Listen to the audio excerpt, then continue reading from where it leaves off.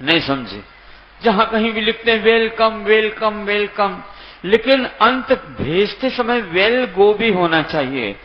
हां, ताकि वैर ना हो सके।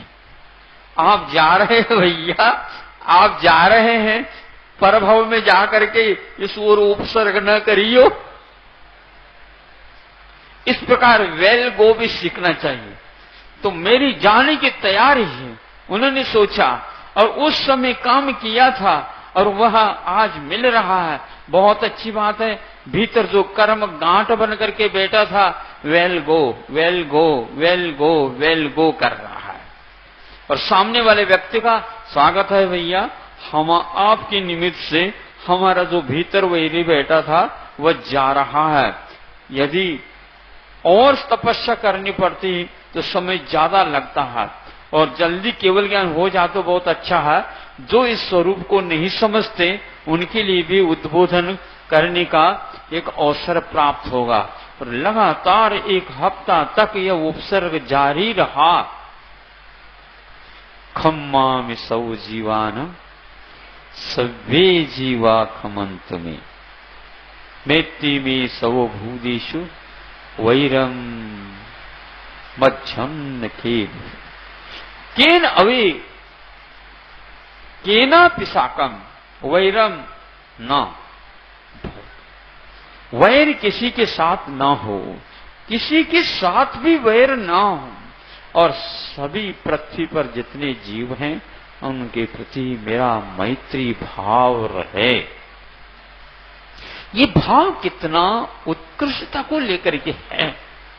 एक जीव भी न बचे, पूरी धरती पर जो कुछ भी जीव हैं उनके प्रति मैं ये भाव रखता हूं, सबके प्रति मेरा मैत्री भाव रहे।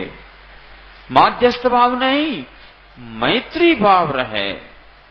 और कोई किसी के साथ द्वेष न हो।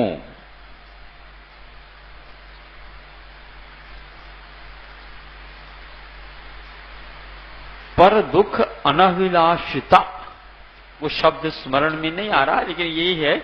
मैत्री की परिभाषा के लिए पूज्यपाद स्वामी ने सर्वार्थ सिद्धि में लिखा कि दूसरे को दुख हो इस प्रकार के भाव का भी नहीं आना, इसका नाम मैत्री है।